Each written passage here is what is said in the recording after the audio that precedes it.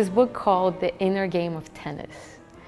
And it's an amazing book. It talks about the things that we can't really practice in the practice room, like the mental part of peak performance, for example, of how to deal with stress, of how, you know, all the things that happen on stage that kind of always catch you off guard. And so it's a really great book to kind of get to know yourself in that way. And it gives some amazing pointers. It's all through tennis, really, but that really doesn't matter at all. You can completely take it and just apply it to violin or cello or whatever you're playing. And this book really has changed my life, the way I look at performance.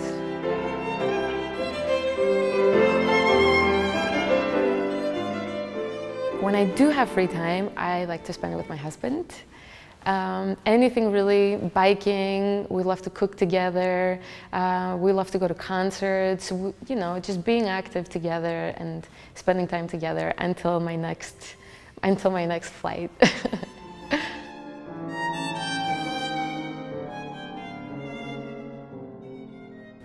As a kid, I would say my father had the greatest influence.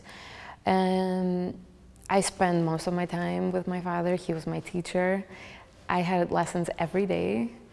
We practiced together. We listened to violinists together. I mean, it was, you know, we had a great time together. And so up until I was 14 years old, he was definitely my biggest influence. Then I moved to New York and fell in the hands of Itzhak Perlman, which was crazy for me at the time because just days ago I was sitting in my living room trying to copy his fingerings and bowings from the tape, and now, you know, anyway, that was he's been a great influence in my life, and also his wife, Toby Perlman. They were kind of my second set of parents. They treated me like one of their own kids, and to this day I really don't know why.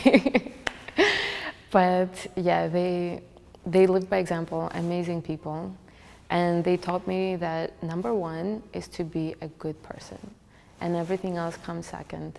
And I mean, Mr. Perlman opened up my musical doors pretty much. Biggest inspiration for me, yeah.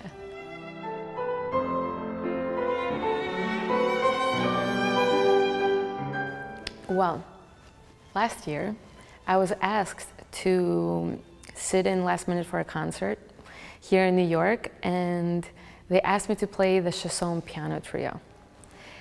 And first of all, I'm a huge Chasson fan. His harmonies, you know, I love it. And so I was really excited. I've never heard of the piece before. And I was very looking forward to it, and I had a great time, and it's a great piece, and you really don't hear about it so often.